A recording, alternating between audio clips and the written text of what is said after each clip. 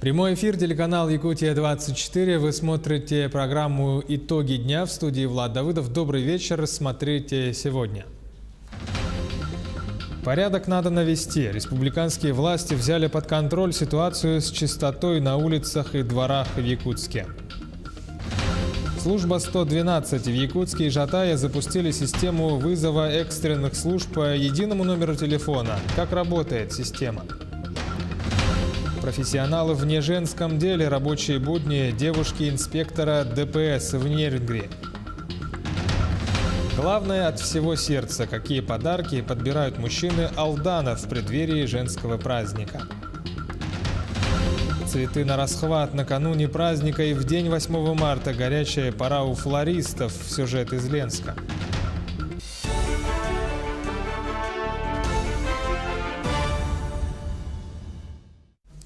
Якутские Жатаи запустили систему вызова экстренных служб по единому номеру телефона 112. Как работает система, когда она будет внедрена по всей республике? Репортаж Дмитрия Тымырова. Служба 112, Жердева, слушаю вас, говорите, что у вас случилось? Вам требуется экстренная помощь. Служба 112 – это российский аналог 911 службы спасения, которая заработала в нашей стране еще с 2012 года. И вот сегодняшнего дня она запускается в столице нашего региона, пока только в опытной эксплуатации.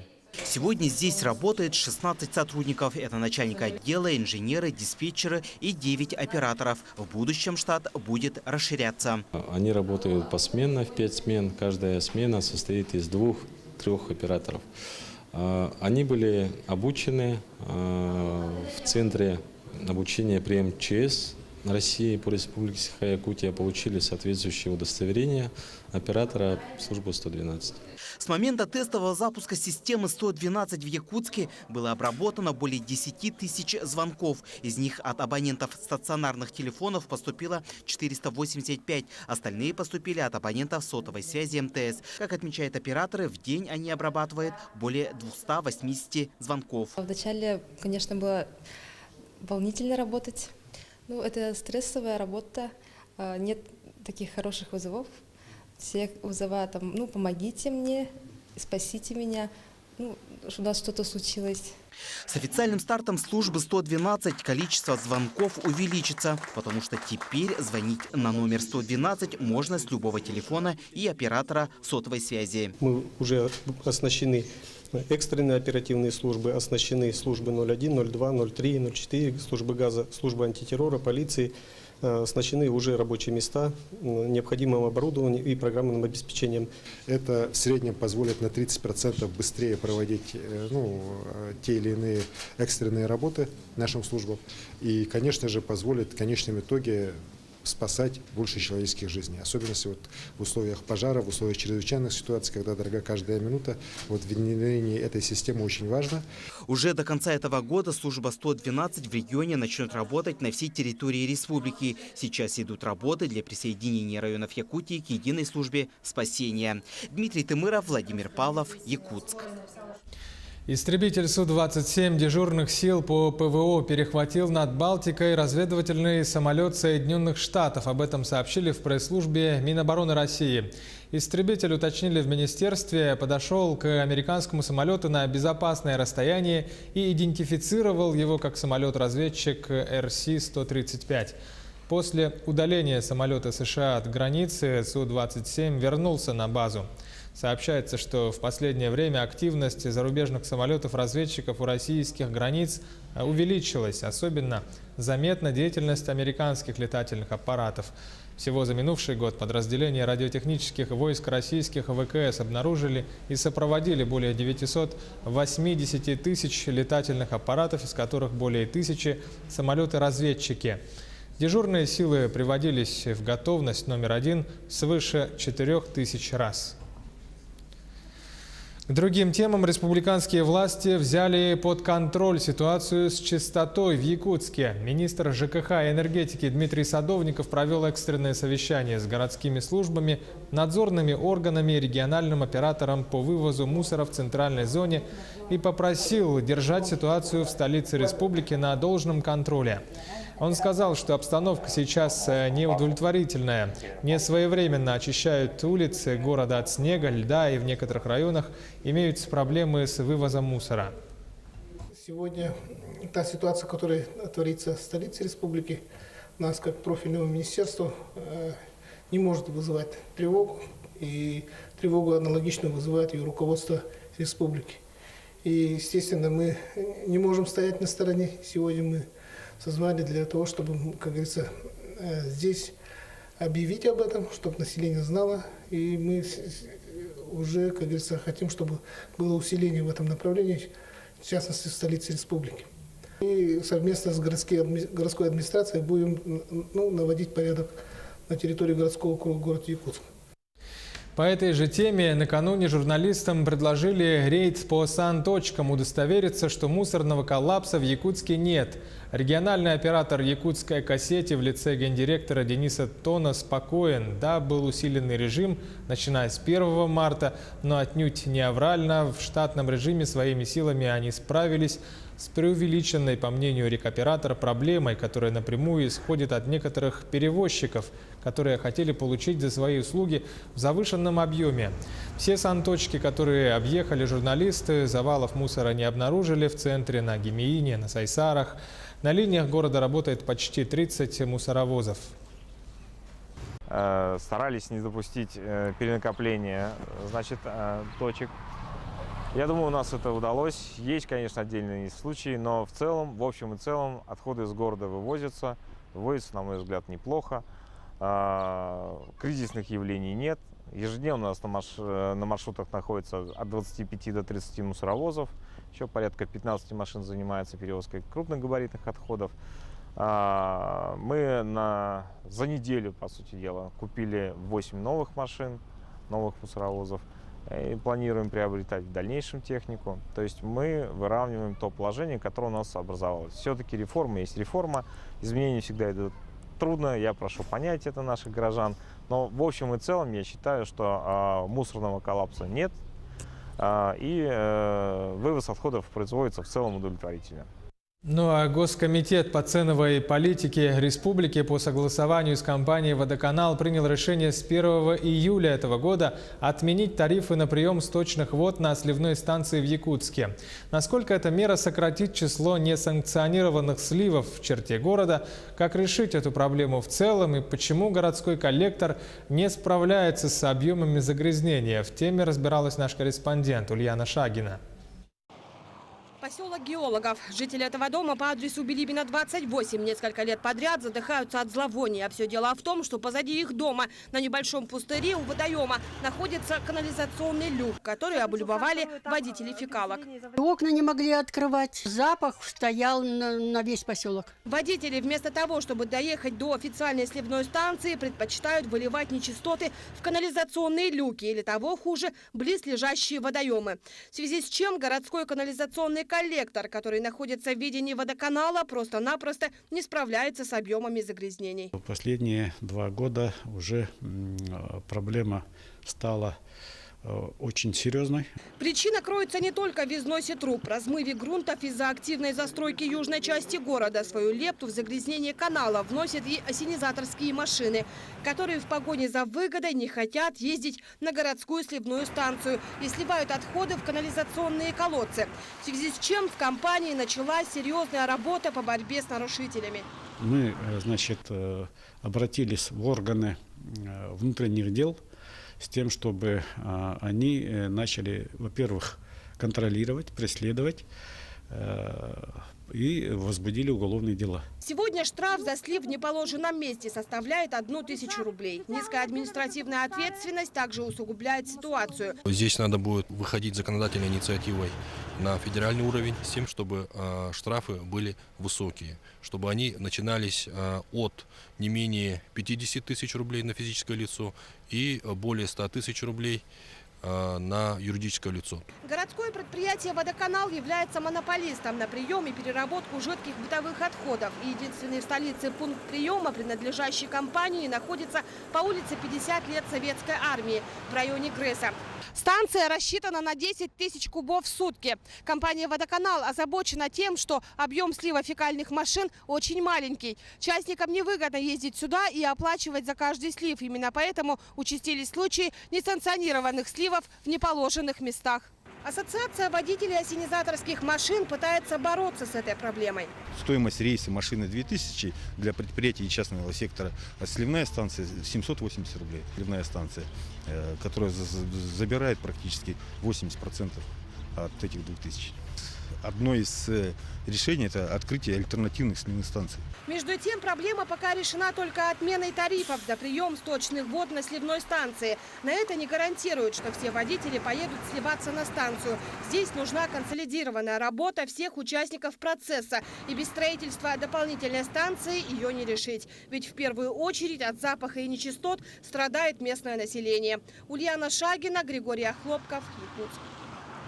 Профсоюзы Якутии продолжают отстаивать интересы пенсионеров-северян за сохранение прежнего пенсионного возраста. Накануне председатель Федерации профсоюзов Республики Николай Дегтярев побывал в Мирнинском районе. Защитники прав трудящихся выслушали мнения и собрали подписи жителей, в том числе Алмазного края. По итогам таких собраний и встреч готовится предложение в адрес федеральных властей. Ассоциация дальневосточных профсоюзов собирала подписи под поддержку обращением решения Генерального совета ФНПР о возврате прежнего возраста для жителей Крайнего Севера и приравненных к ним местностях. Все эти предложения уже направлены в Государственную Думу Российской Федерации, депутатам правительства Российской Федерации сейчас будет направлено. Ну и я уже обратился к нашим депутатам Государственной Думы. Мы будем все равно идти до конца, потому что никто не отменял даже при принятом законе вносить поправки. На встрече с профактивом Мирнинского района рассматривались и другие актуальные вопросы, например, доведение зарплаты до прожиточного минимума. Николай Дегтярев сообщил о том, что принято новое положение, которое предусматривает изменение структуры оплаты труда с 1 апреля. Таким образом, окладная часть медицинским работникам должна увеличиться в среднем до 55%, в образовании до 45%, а в культуре и социальном обслуживании до 40%. Небольшая пауза, буквально 1 минута. Оставайтесь с нами и смотрите далее. Профессионалы в неженском деле. Рабочие будни девушки-инспектора ДПС в Нерюнгри. Главное от всего сердца, какие подарки подбирают мужчины Алдана в преддверии большого женского праздника. Цветы на расхват накануне праздника и в день 8 марта. Горячая пора у флористов. Сюжет из Ленска. Якутия-24 в прямом эфире. Программа «Итоги дня». Меня зовут Влад Давыдов. Продолжаем выпуск. Сегодня исполнилось 70 лет со дня рождения первого олимпийского чемпиона из Якутии Романа Дмитриева. В честь этой юбилейной даты сегодня в Якутске прошли мероприятия по увековечиванию памяти легендарного борца 20 века. Якутяне, участники и гости международного турнира «Мемориал Романа Дмитриева» возложили цветы к памятнику Романа Дмитриева. А вечером родные, друзья и гости собрались в Доме профсоюзов, чтобы почтить память выдающегося сына якутского народа. А завтра, 8 марта, стартует 7-й международный турнир по вольной борьбе среди юниоров. Роман Михайлович навсегда останется в истории якутского, российского и мирового спорта как выдающийся спортсмен, как тренер, педагог, общественный и государственный деятель. У него было большое желание, чтобы якутян сохранялась вера в силу своего народа. Только сплоченный народ может побеждать на соревнованиях, да и во всех сферах жизни. Роман Михайлович Дмитриев будет идти вместе с якутским народом по этой жизни сквозь века. Мы все верим, что нынешнее поколение продолжит традиции, заложенные великим спортсменом, которые послужат делу воспитания спортсменов высокого класса. В Монголии в Улан-Баторе торжественно открылся филиал музея и Центра Хамуса народов мира. До 2023 года Центр и новый филиал в Монголии будут работать над совместными проектами для развития варганной музыки в Монголии и в Якутии. Филиал открыли глава Чингелтийского района Эрдинабад, президент Международного центра Хамуса народов мира Иван Алексеев и виртуоз-хамусист мира Спиридон Шишигин.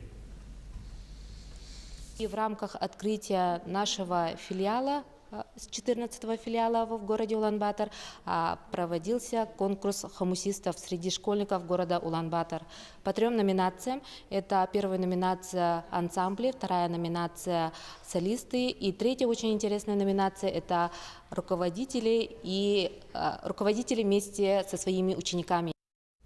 В преддверии Международного женского дня наши корреспонденты в Нейрюнгре обратили внимание на работу девушки-инспектора ДПС. Сюжет Екатерины Павловой. Утро Юлии Пасканы началось с активной нагрузки в спортзале. Внутренняя дисциплина выработалась с детства. У девушки первый юношеский разряд по пауэрлифтингу. Любимые упражнения – контрастный душ, и Юля меняет спортивный костюм на форменное обмундирование. Закончив школу в 2012 году, Юля отучилась на юриста в местном филиале Алданского политехнического техникума. Увидев набор на инспектора ДПС, девушка решила, почему бы и нет. На вид Юля слишком мила для этой профессии, но внутри нее живет настоящий боец. У меня папа 15 лет проработал в МЧСе, дедушка мой был участковым.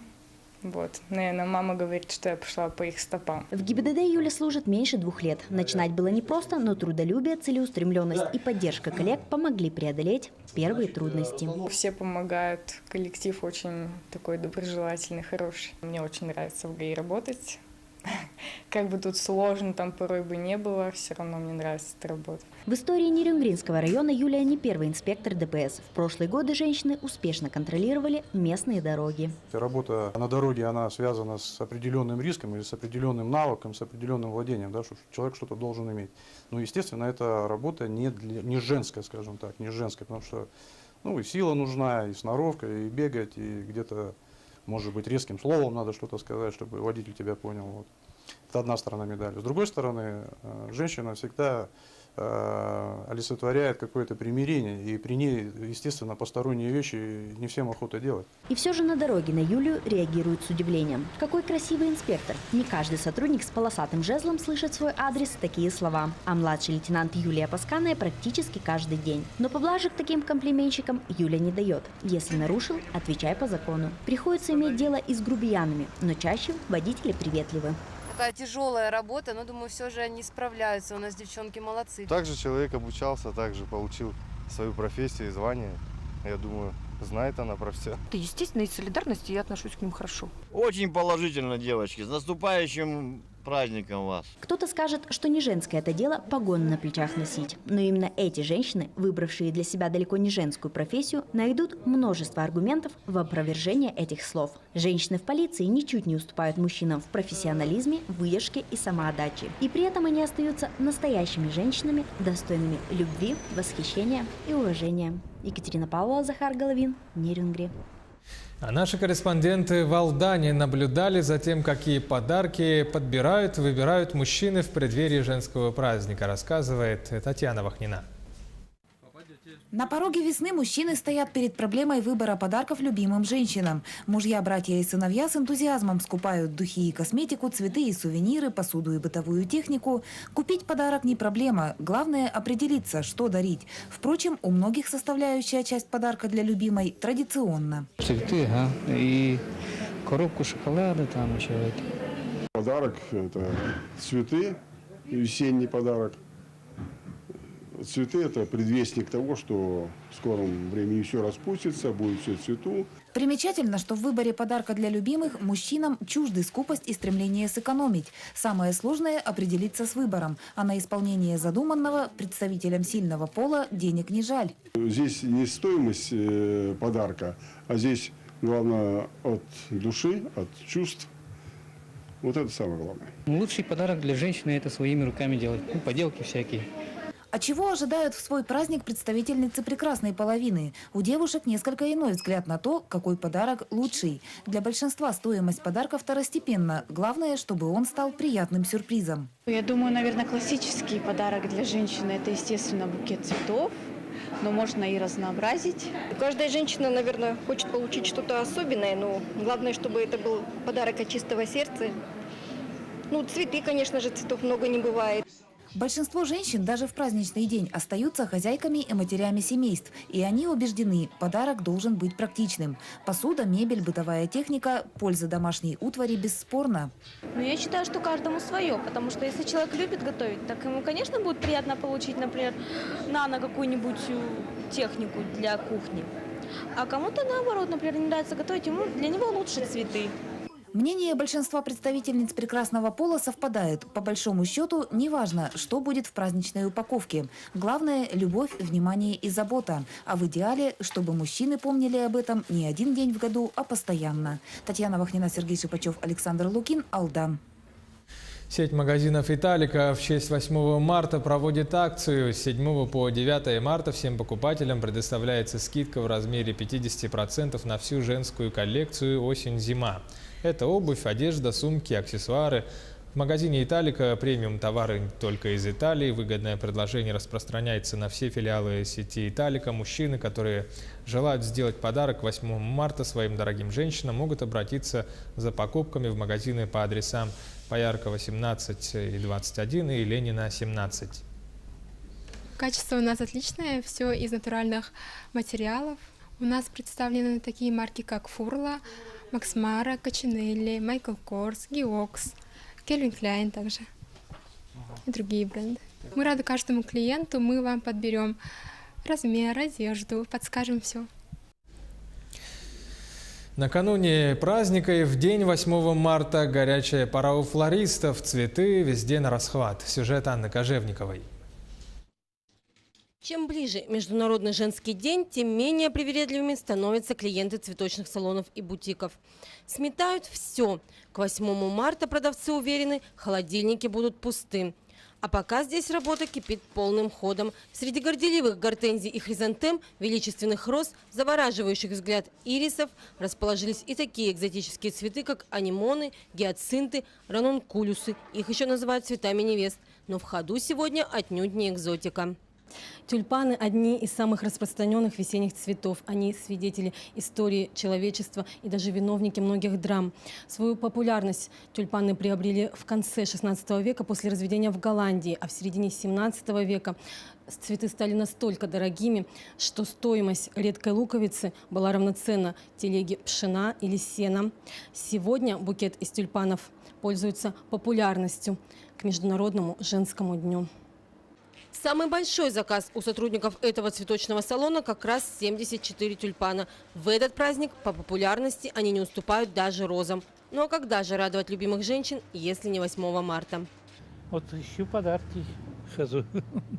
Цветы, наверное. Ну, цветы, само собой, цветы уже заказывал. Цветы покупаем, торты делаем, потому что любим женщин своих. И, как говорится, всем хочу пожелать хорошего праздника, удачи. Главное, в семье, чтобы было все нормально. И всех с праздником, женщины милые. Спасибо. С этого года решил подарки дарить. Да, вот. Цветы, другое. Там всякий уход. Заказываете цветы заранее? Да, так как сейчас на данный момент заходишь в цветочное, там просто заказы не принимают. Но не только мам, жен, дочек поздравляют в этот день сильная половина человечества. Не забывают и о коллегах. Хотя, как отмечают флористы, предзаказы все же в основном делают женщины, которые остаются самыми требовательными клиентами. Но к 8 марта фантазия просыпается и у мужчин. Ну, мужчины бывают разные. То есть некоторые просто заказывают тюльпаны, некоторые любят классические букеты из розы, некоторые прямо очень требовательны к составу букета, прямо до мелочей расписывают заказы свои, то есть букеты заказывают. Дочкам заказывают. Даже такие букетики у нас есть, такие заказы, абсолютно одинаковые букетики, только маме большой, а дочке маленький. Мода на цветочные композиции в форме игрушек до нас еще не дошла, а вот букет в шляпе, зонтики, корзинки заказывают, как и флорариумы и горшочные композиции. С развитием современных технологий появилась возможность подарить букет даже на расстоянии, оформив заказ с помощью интернета. И в Ленске такая услуга приобретает популярность. Сегодня и завтра флористы будут непрерывно работать, чтобы глаза каждой женщины сияли радостью в этот весенний праздник. Анна Кожевникова, Виталий Андреев, Ленск. Таковы итоги дня сегодня. Оставайтесь на телеканале Якутия-24. Будьте всегда в курсе. Всех женщин республики от души поздравляем с праздником 8 марта.